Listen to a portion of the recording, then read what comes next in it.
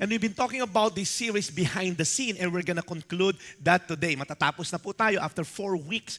I wasn't able to preach for the first 3 weeks dito po sa ating stage na to. But then again, on the first week, we talk about Jesus, the Holy Spirit as a healer, because we've been talking about the one behind the scene, looking beyond what the eyes can see, the Holy Spirit. In fact, we gather all the 4 stories from the book of Acts.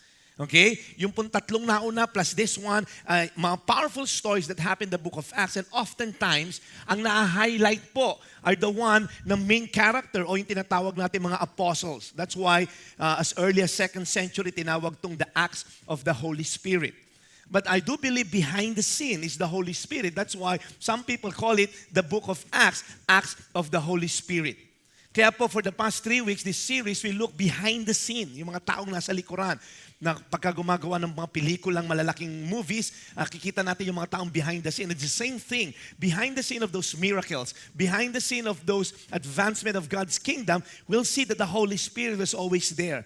Nandun po yung trabaho niya. Now, we've been talking about the person and the power of this Holy Spirit.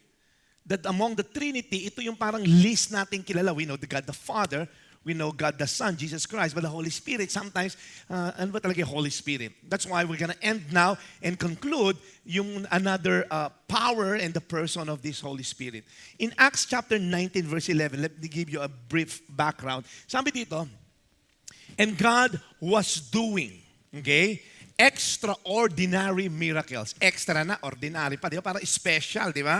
Ibang klase kasi itong extraordinary miracles na ginagawa ni God through Paul. And sabi dito, by the hands of Paul. Sino raw gumagawa ng miracle? Si God. So before you even think na si Paul ang sikat, si Paul ang dapat sambahin, no, hindi po pwedeng sambahin si Paul. Because human beings were never designed to receive glory. Masisira tayo. Any athlete na superstar, they thought the glory belongs to them. Nasisira, papakamatay, suicide. Kasi nga, we're never designed to receive glory. Only God is the one who should be receiving all the glory. So, at this time, listen up, si Paul po, prior verses, nandun po siya sa Ephesus. Okay? The whole age I've heard the gospel. So modern day Ephesus po is Turkey. Now, pag nakita niyo po yung extraordinary miracles na ginagawa ni God through Paul, even yung aprons niya dahil gumagawa siya ng tent, even yung handkerchiefs niya, yung panyo niya, gumagaling yung mga tao, mahawakan lang o maipahid lang. Now, we should not emulate that. Minsan lang nangyari yon at hindi dapat na ilabas niyo ang mga panyo nyo, ilabas nyo, okay, ilagay niyo sa mga alipungan nyo o hadhad o gagaling kayo. Hindi na mangyayari yon. Mangyayari maybe, but that's not the point. The point is God wants to use him. So ngayon at this time, Paul was in Ephesus. Ang Ephesus po is the site of a spectacular and the center of cult of goddess na si Artemis. Yan po yung, well, that's the artist sketch po ng temple ni Artemis in Ephesus. Si Artemis po, or sa mga Roman, they called her Diana. Okay? So Ephesus is the capital of the Roman province of Asia with a population of 500,000. So ano po ito? Parang melting pot siya. Kumbaga, parang New York to, parang ganon. Everyone's coming there kasi nandun po yung statue ni Diana or ni Artemis. Kasi po, isa po siya sa fertility goddess. Okay? Siya po yung Roman goddess Artemis, whose Greek name nga is Diana. And nakita mo yung picture niya, siya po yung isa sa mga parang ina-adore na gods nila. Okay? In fact, there's a story after this. Si Paul, binugbog po siya sa isang public square, sa isang arena, kasi nga, humihina yung benta ng mga curvings na to at yung mga statue ni Artemis. No, si Paul was there ministering. He's been there for 3 years. At ang ganda po ng ginagawa ni Lord doon because everyone talaga nag-gain ng traction yung Christianity doon. So yung mga Greeks, yung mga Romans, parang naniniwala na ngayon sa Jesus na parang never heard of, isang Jewish carpenter na namatay sa Israel, and now pinoproclaim dito na God, but all of a sudden, because of the miracles, the healing, the power na ginagawa ni God through Paul, they started believing. Now, it says here in verse 13, then some of the itinerant Jewish exorcists, pag sabi natin itinerant, yung they travel from one place to another, parang mga kwak-kwak doctor o kung ano, voodoo, whatever. Nagaano po sila, kumikita sila. They're earning a great deal of money by posting that they are healer, fake healer, they can exorcise evil spirit. And it says here, undertook to invoke the name of the Lord Jesus over those who had evil spirits, saying, I adjure you. Kilala niyo si Aljur? Iba yun. Okay? Ang lalim kasi, I adjure you. Hinanap ko nga sa dictionary ko, limited din yung dictionary ko. But it simply means, I command you. I'm commanding you. By the Jesus whom Paul proclaims. Now, listen up. Apparently, itong mga traveling Jews na to, na anak daw ng Jewish high priest, mga 7 sons of Sceva, they were watching Paul from afar. Sabi, parang iba yung style na tong Paul na to. Ilista mo yung mga sinasabi niya. So they see Paul, I command you, so this is Paul, in the name of Jesus. So yung 7, sulat mo, I command you in the name. Ano spelling ng name? Basta i-drawing mo na lang. In the name of Jesus. Sino yung Jesus? Basta hindi natin kilala. Silagay mo lang, in the name of Jesus. Ano sinabi pa? Get out. Go out, come out, get out. Get out daw. So, nilista nila word for word yung ginagamit ni Paul. So, they've been watching Paul. I command you, in the name of Jesus, get out. And then the evil spirit will come out. Itong 7, pambihira, bago yun Tayo kung ano-ano pang mga pinapahid natin, at kung ano-ano pang mga senyales, sinatakluban pa natin ng kung ano-ano. Because Ephesus was known for their magic charms, may mga scrolls na binebenta, may mga spells, may mga kung ano-ano, to bring good luck, to protect from evil spirit. They're known for it. In fact, they're selling these little scrolls known Ephesian letters. So they were saying, when Paul proclaims, bakit ang dami kong alam about Ephesians? I was there the other week. Yan, sinasabi ko sa inyo Kala nyo, nagbabakasyon lang ako Ha? Oh ha? Wow! Ang yaman. Okay? Hindi. May nag-bless lang sa amin. Okay? It was a study tour in Turkey and Israel. So I was there literally in Ephesus, where it all happened. Kung saan nakatungtong. In fact, yung tinutungtungan ko na yan, isa sa 7 sons ni Sceva nandyan. Dama ko nga Okay? But you see, Ephesus, wag niyo nang pansinin yung forma ko, Jologs. But anyway, so Ephesus was a great city. Okay? In fact, half of the city na submerged na po ng dagat. Kinain na ng dagat because thousands of years.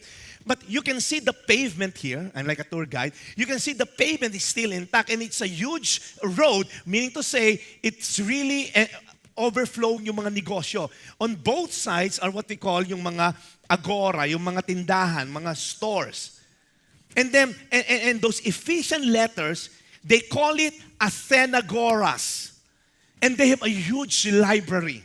At my back, the background is their library. That's a real library po ng Ephesus that time. Doon nakasulat yung mga scrolls, doon nakasulat yung mga magic spells nila.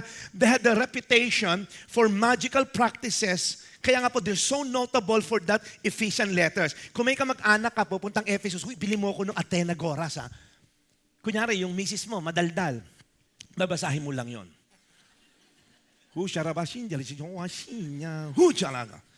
Tatahimik na siya. Parang ganon, okay? Dahil pera yung katapat nun. But you see, okay, ganon lang pala, no? So here, the 7 sons of Sceva, of a Jewish high priest named Sceva, were doing this. Well, apparently, according to history, wala naman Jewish priest na Sceva. So maybe that's their pseudonym. Anak ako ng Jewish high priest. And what they're doing is, they found someone who's demon-possessed, and they try to cast out the evil spirit through the verbatim words ni Paul. In the name, sabi mo, in the name of Jesus.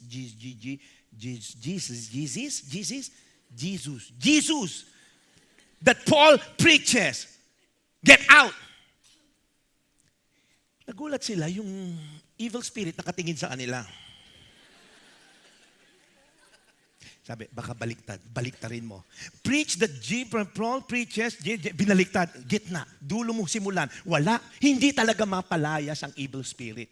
And then all of a sudden, binuka yung bibig. Nakakatakot yun, di ba? Ang laki ng bukay, parang Pac-Man Ito'y sinabi.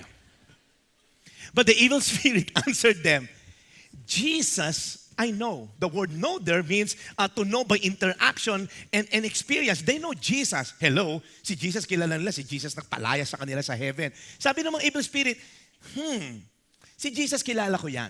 Okay? Kasi kasama namin sa langit dati yan itong mokong na Lucifer na to, pinangakuan kami, mas maganda raw doon sa impyerno, mas masarap daw doon. Wow! Hindi pala totoo, okay? Ang init, pre. Okay? Okay. Wala palang aldab doon. Wow, okay? So, Jesus, I know. And Paul, I recognize is another term because recognize means to know or understand or see a mere acquaintance. So, I know Jesus. Definitely I know him. I know his power. And I also recognize Paul. But who are you? Sino ka? Sino kayong pito? So I could just imagine, nasa kwarto sila, yung evil spirit, nilak na yung pinto. Eh, alam mo yung pumupunta sa pintuan? Jesus, I know. Punta sa bintana. And Paul, I recognize. May isa pang bintana eh. But who are you? Tapos umikot yung ulo. Nakakatakot yun, pre, di ba? Nakakatakot yun. But who are you? Okay. Tapos yung paa nakaganon pa rin. Wow, pare, iba na to. And here's what happened. I'm just giving you a picture. Sabi ko magbasa kayo ng Bible nyo eh. And the man in whom was the evil spirit leaped on them, mastered all of them, and overpowered them so that they fled out of that house naked, duguan, okay? And wounded, hubaran. Pambihira naman. 7 sila, ginulpe. Hindi ko alam paano ginulpe. But he's so powerful dahil nakasara lahat. Tinadya ka, sinipang Jesus, I know, Paul, I recognize. Sino ka? Sino ka? Magsalta ka. Sino ka? Hindi ko po alam. Sino ka? Diba? Sila yung kinakas out.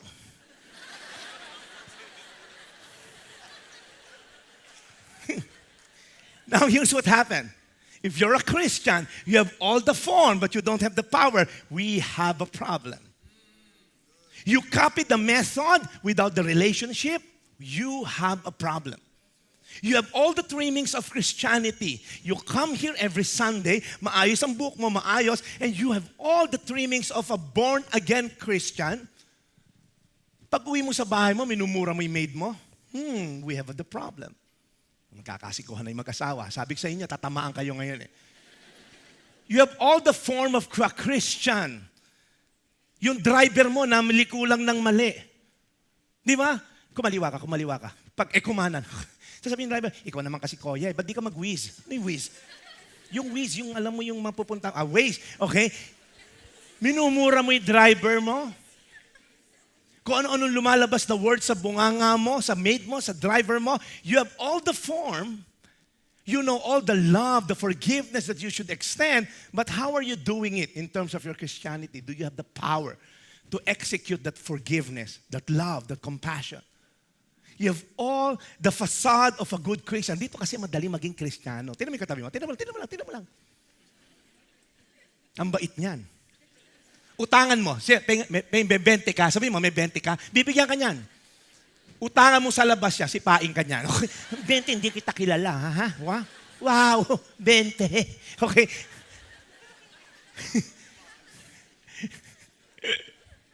Having the appearance of godliness, and that's what some of you here, but denying its power. And Paul said, avoid such people. You've been in the church for the longest time, but you're denying God's power. You know how to deny God's power?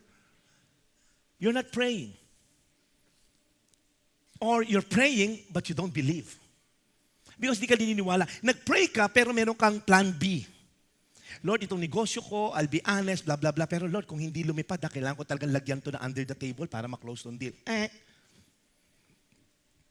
When you do not pray, when you don't pray, it's as if you're telling God, God, I can go on to this day without you. That's what you're communicating to God. When you start the day without praying, Lord, kaya ko naman eh. Mamayang gabi, medyo kakapusin ako, magpe-pray ako. But the moment you start praying in the morning, you're relying on God. I always tell this sa mga nag-opisina that I encounter with, if you're in a position of leadership, just pray a short prayer. Or we're gonna start our meeting. Okay lang ba guys? Pray lang tayo. 10 seconds lang. Huwag ka naman kasi mag-pray ng, Hallelujah in the name of Jesus. Mawiwirdo ang mga office mate mo. Sabi, guys, let's pray lang. Start ng week Monday. Lord, we know this job is from you. We commit this week to you. We pray that you'll guide us in every decision in Jesus' name. Amen. As simple as that. You've communicated to your office mate that, wow, itong boss ko nag-rely kay God bago mag-start ng week. Maraming Kristiyano sa atin takot. Boss, di ba born again ka? Ingay. Di ba born again? Huwag ka maingay. Didate ko yung sekretary ko mamaya eh. Patay.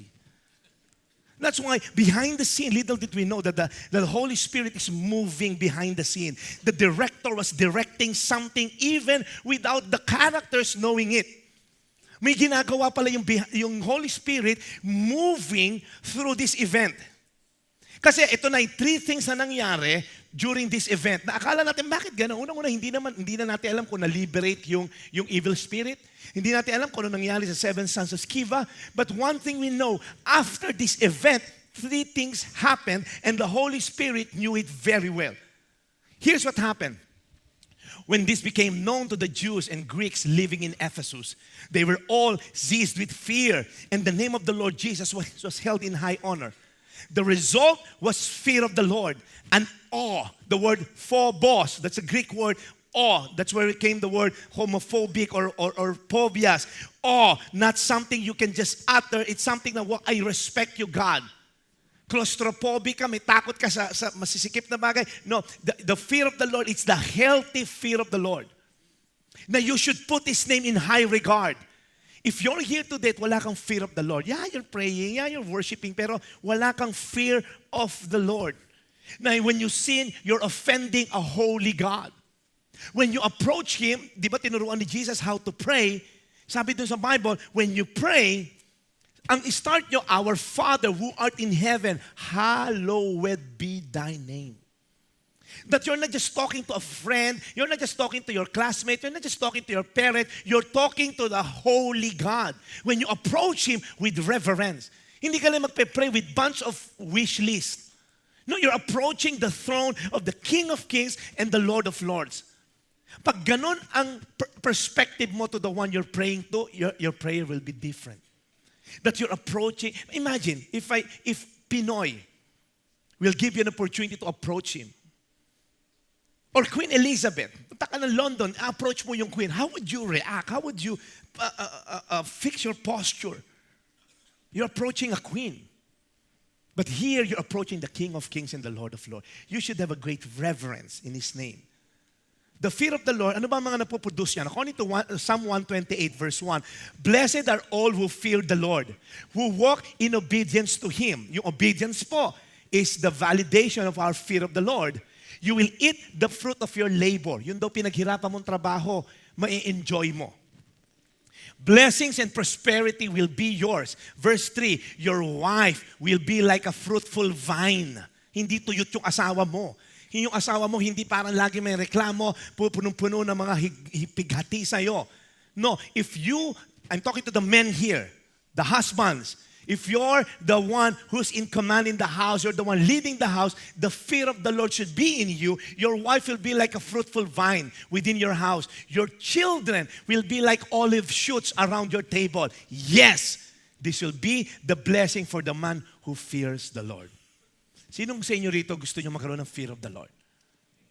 Yung takot ka because you're gonna offend a holy God kung sakali magkakasala ka. Di ba, yung parents mo, you have so much love and respect to your parents, ayaw mo sila masaktan. Kaya takot ka na masaktan sila. That's the kind of fear. Not the negative type of fear, but a healthy type of fear na you so love your parents, ayaw mo sila masaktan. You fear na masaktan mo sila because you love them so much. It's the same love for our God. And then moving on, verse 17, when this became known to the Jews and Greeks living in Ephesus, they were all seized with fear, and the name of the Lord Jesus was held in high honor. Yung pong the very name, Jesus, wow, hindi pala pwedeng gamitin. Kasi the evil spirit mentioned, Jesus, I know Him very well. So all of a sudden, this bunch of Jews and Greeks, yung Jesus, di ba, carpenter yun sa Israel, na pinako daw, nasabi ng mga Jew, patay na raw, ninakaw daw yung katawan. But then again, this Paul and this disciple, they're proclaiming, He rose from the dead. All of a sudden, the word Jesus was put in high regard.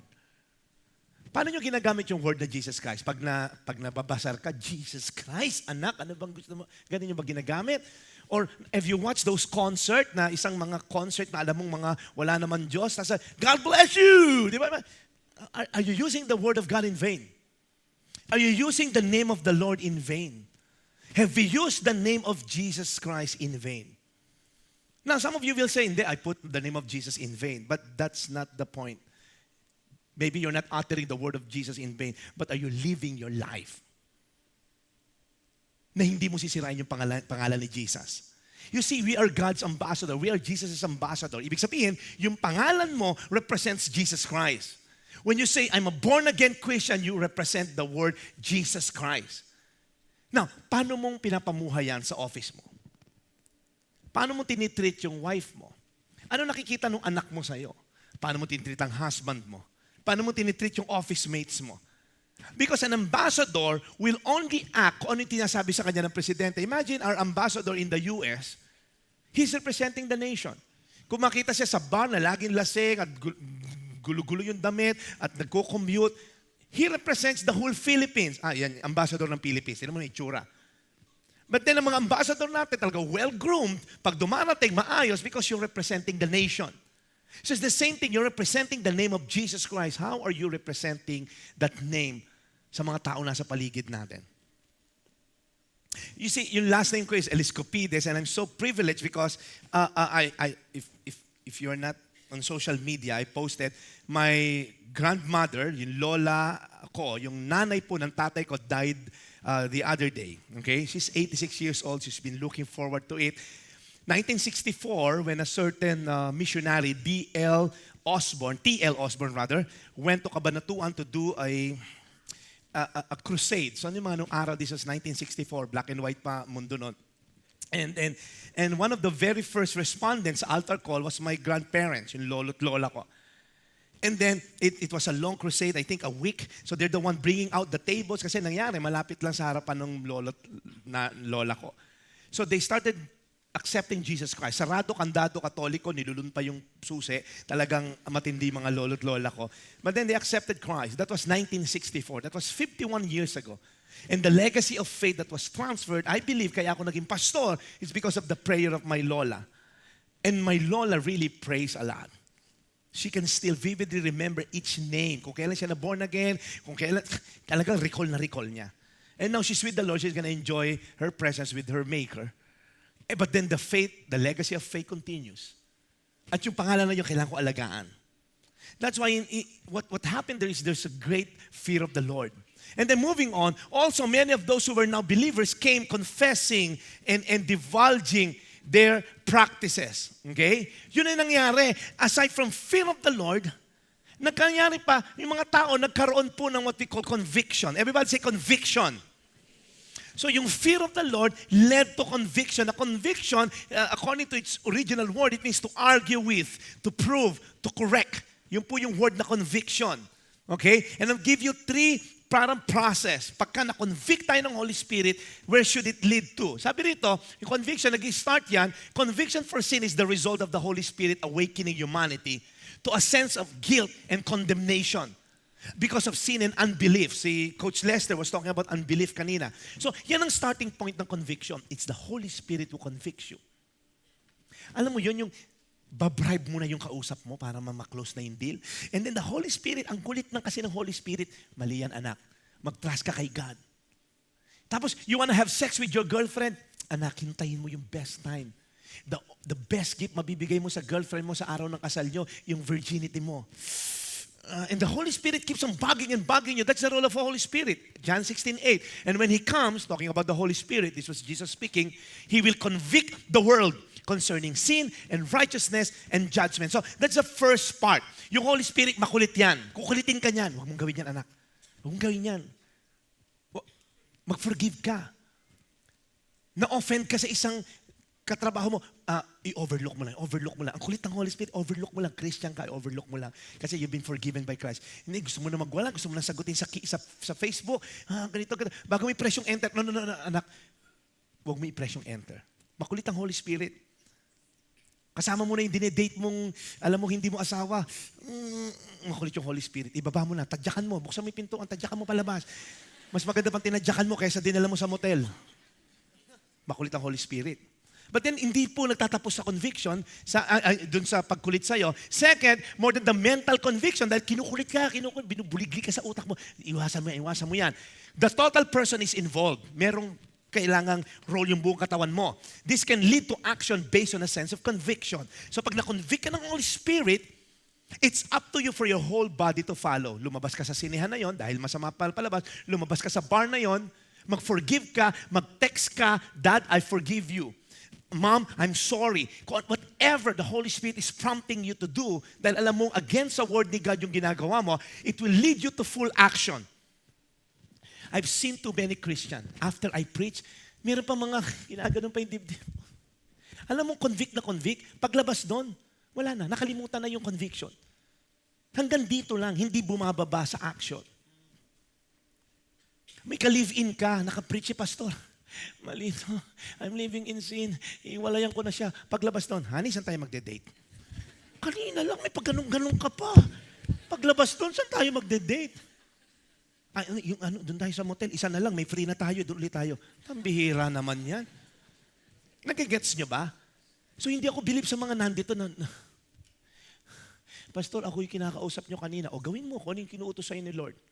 Because lastly, isa pa sa about conviction, the conviction results in hope, not despair. The goal is not to condemn you. The conviction not only implies the exposure of sin, kasi madidespair ka, but also a call to repentance. Everybody say repentance. Sabi dito, once individuals are made aware of their estranged or alienated relationship with God, they are challenged and encouraged to mend that relationship. It leads to what we call repentance. A sense of guilt, that's the meaning of conviction. Sense of guilt and shame leading to repentance. Remember, listen up. The prodigal son, he's enjoying his wealth. He squandered his wealth. Prostitution, beer. I do believe may drugs na siguro noon. Tinitira nila marijuana kung anong klase man yun. So enjoy siya sa barkada and all. Then all of a sudden, iniwanan siya lahat because that's what sin does. Papadamahin ka lang. Sa huli, ilalaglag ka. Lahat ng addict ngayon, lahat na naging addict, sa una lang masaya. Sa una lang libre ang unang hitit. Pagka nasanay ka na, magnanakaw ka na dahil sa una ng libre yun. Ngayon, involved ka na sa addiction, wala ka ng pambili, you're left with, just like the prodigal son, feeding pigs. But then, what happened is, there was a change of direction. The Bible says, it came to his senses, repentance, change of mind that leads to change of direction. He's going back to the Father. A lot of Christians are like this. There was a change of mind. Nahuli pa kasi ako na misis ko eh. Nabasa yung text. Ayoko naman babae. Nandito lang. Ayoko naman babae. Dito lang ako. Worldly sorrow. Nahuli lang kaya nagsisisi. Kahit kailan din ako titingin sa babae. Ayoko na yung mga babae. Kaya lang, nandito ka lang. Hindi ka lumapit kay Lord. Kaya pag kinalapit ka ng babae, ang lapit mo. Pero kung ikaw, there was a change of mind and a change of direction towards the Father. He's lovingly waiting for you with open arms, waiting to restore you. Pag nangalabit yung sin, layo ko na sa'yo, pre. Dito na ako sa Father. We're gonna celebrate. That's why a lot of you here, hanggang dito lang yung conviction nyo. Hindi ka man lang makalayo hanggang dun sa pintuan na yon. Some of you here, you need to make a bold decision today.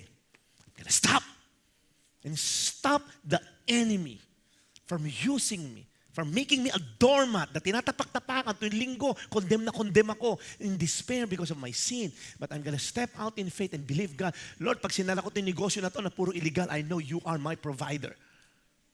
You'll never leave me nor forsake me. 40 years sa desert, ang mga Israelites hindi nagutom. I know, God, you will never leave me nor forsake me.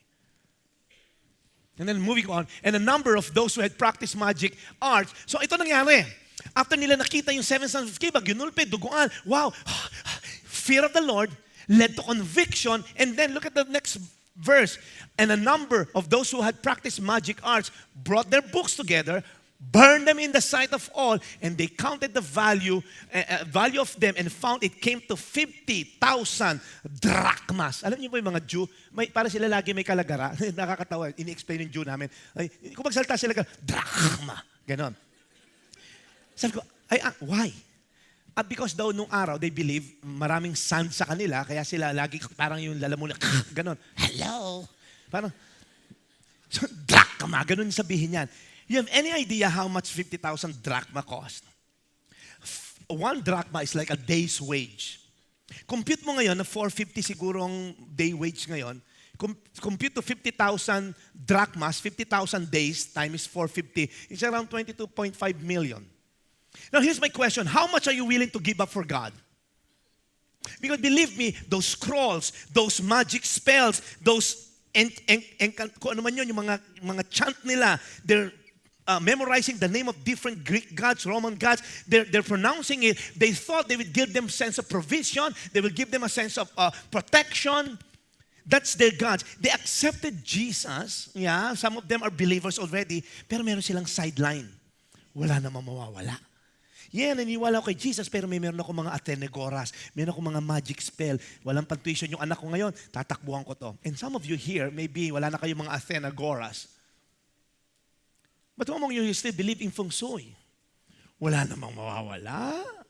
Si Jesus naman talaga ang God ko. Babaguhin ko lang naman tong pintuan ko. Itatapat ko lang sa south. Mainit kasi sa north. Di ba? Maswerte raw ang south. Wala namang mawawala kung bibili ko ng pusa na rapper. Di ba? Parang ano ba namang mawawala? Napapasayaw pa ako ting umaga. Nakikita ko siya. Come on. Boom. Wala namang mawawala. Yeah, huwag ka mag-alala, Jesus, sayo ko, Jesus. Pero may konti lang akong sideline. What if I tell Grace, Han, next year, 2016, there's gonna be 365 days in a year. Matutulog ako rito for 364 days. May one night lang ako, huwag mo nang tanungin ko saan ako matutulog, ha? Ganda niya, 364 over 1. Do you think papayag yung misis ko? Hindi. Saan ka matutulog nung one day na yon? Aber. Huwag mo na itanong. Because that's not lordship. That's not being faithful. If lordship is Lord of all or not at all, anday mo pang mga pinangahawakan. It might not be feng shui, it might not be lotto, it might not even be that cat, pero ano yung pinangahawakan mo as your source of identity, security, and significance? Yung boyfriend mo? You're a single mom, pumapatol ka sa isang may asawa para ma-provide yung anak mo. That's your idolatry. That's your Athenagoras. That's your scroll. That's your magical spell that provides you the sense of security, identity. That's why if you're a Christian, at ang dami mo pang sideline, you need the Holy Spirit to speak to you. I remember the story of this guy, his Principe Magar, okay? He grew up as a Hindu guy, but he's a Christian. He studied sa mga Christian school. But then yung parents niya, binibigyan siya ng mga aura gems. Yung aura gems, yung source ng protection or luck. In fact, meron siyang ring na sapphire, believed to clear obstacles in life. Wow, gusto ko makabili nun, ha. Meron din siyang emerald necklace, which they believe will bring good health. They protect, parang ganon. But then, living his life, karaming kalokohan, babae and all. But then all of a sudden, meron siyang isang ka-gym mate na isang taga-Victory members natin. Nag-gym siya. Katanguan naman niya, but this particular day, sobrang down niya because of a girlfriend problem. And then this guy, yung taga-Victory, started engaging him. And then, to make the long story short, lack of time, na born again and got baptized. Nung nabaptized, na-addict naman sa small group. Okay? Nung nabaptized, sinurrender lahat ng mga aura gems niya na made of gold. Sabi ko nga, willing ka ba na gawin ko yung kwintas? Okay, so hindi, okay? So, pag Victory Weekend kasi natin, may malalaking trash bin dito, 2 trash bins na nasa gilid, susurrender mo yung lahat na functional savior mo. Anything you hold on to, apart from Jesus Christ as your source of identity, security, and significance. Iba doon, ilalagay doon and then sinusunog namin, sineshredder. Maglalagay ng mga old picture pa ng girlfriend, mga love letter, mga FHM magazine, isang katutak yung sinusurrender nila. Siya, sinurrender niya yung ring at necklace niya na talagang for life. Thought will bring him success and will protect him. Sinurrender niya, hirap na hirap siya, but then again, it's lordship. He started leading his own small group. Because there was fear of the Lord, there was conviction. And lastly, this is the last part nitong result when the Holy Spirit moved behind the scene, the spreading of the gospel. As we end, it says here, so the word of the Lord continued to increase and prevail mightily. You see, those signs and wonders only point to Christ. So whatever happened there was a great fear of the Lord. They were seized with the fear of the Lord. And then after which, there was conviction. After which, there was repentance. Sinunog yung mga ilang daan libon drachmas worth of scrolls. And then after which, the word of the Lord spread. That's why if you're here today behind the scene, if you're here today and you're that person, you either have the form but lacks the power. You either have all the facade of a Christianity, and yet, hindi ko malabanan. Those Jews and Greeks, they received the Lord Jesus Christ. Some of them are already believers. And some of you, you've been attending church. And there's just this particular battle na talagang hindi mo malabanan. Either you lack the fear of the Lord, and you're not being convicted, or nakoconvict ka, and hindi naglilid to repentance. My prayer for you is that the Holy Spirit will come upon you, so that it will lead you to the greater fear of the Lord, and then the conviction, and eventually, the spreading of the word. Sino pa naniniwala na yung kapitbahay mo, kamag-anak mo, magulang mo, anak mo, meron ka pa rito na hindi pa Christian at gusto mo ma-born again? Gusto mo makilala ng Panginoon? Well, good news. The word of God will spread to them. But the challenge is, nakikita ba sa'yo? Because you might be the only walking Bible na makikita nila for the rest of their lives. That's why if you're here today, I challenge you that when you're convicted of something, act on it. Have repentance, and then move on towards God. And I believe the word of God will spread from you to your parents, to your classmates, to your office mates, to the people around you. Let's all stand on our feet today as we end.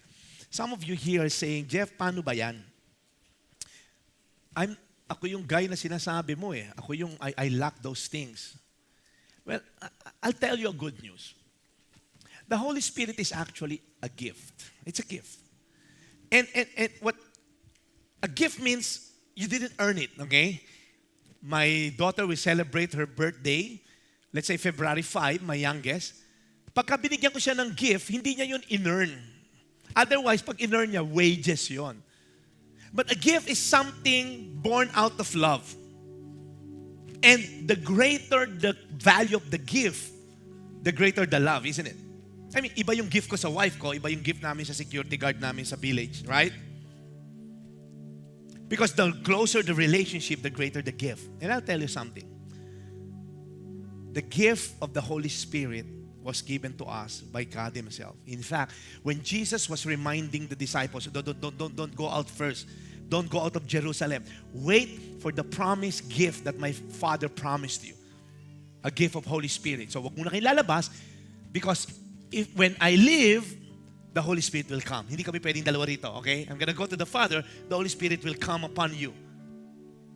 And when Peter preaches, repent and each of you be baptized in the name of Jesus Christ for the forgiveness of your sins, and you will receive the gift of the Holy Spirit. Who among you here, you want to receive the Holy Spirit today?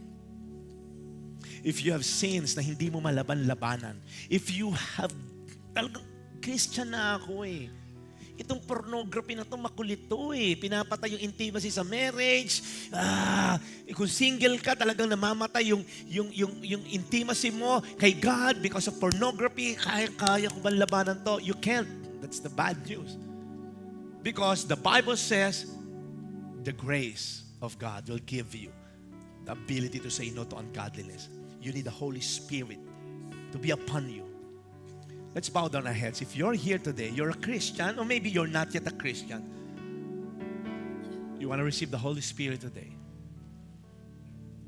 can you raise your hand? We're going to pray today. We're going to pray for the pouring of the Holy Spirit to be upon you. Lord Jesus, you see these hands. Father, it's a promise from you. Pinangako mo yan sa amin, Lord. It's a gift from you. And a gift is not something we earned. It's freely given. That's why, Father, kung binigay mo yung Holy Spirit sa mga first Christian, Lord, yung mga first century Christian, Lord, I know you're the same God who loves us. You see these hands, Lord God. They're fighting it. Nilalabanan naman nila, Lord. Nako-convict nga sila, but Lord, to sustain it, to lead it to repentance, and eventually lead a changed life, we need the Holy Spirit to be upon them, Lord. In the name of Jesus, we just shower your Holy Spirit on them. Those raising your hands, can you say this with me? I receive you, Holy Spirit. Come on, with conviction. Holy Spirit, be with me. I receive you. Come on, with conviction. Holy Spirit, I receive you. Lord Jesus, salamat po, Panginoon, for giving us this gift. Father, we honor you because you're a God na ayaw mo kaming manatili to where we are. You want to change us from glory to glory so that the Word of God will spread. Because kung kami mismo, hindi kami magandang testimony, how can it spread to the people around us? That's why tonight, today, Father, we receive because you freely give. We receive the Holy Spirit, Lord Jesus. Salamat po for guiding us. And we will forever be grateful for this gift. You can put down your hands. Lord, we thank you for this wonderful series, Lord. And our prayer is that it will not end here. That behind the scene, Holy Spirit is really moving on our behalf. That's why, Father, we proclaim the victory in our lives, knowing that the Holy Spirit is in us. We honor you, Father. We glorify you in the name of Jesus. Amen and amen. Let's give him praise. Let's give him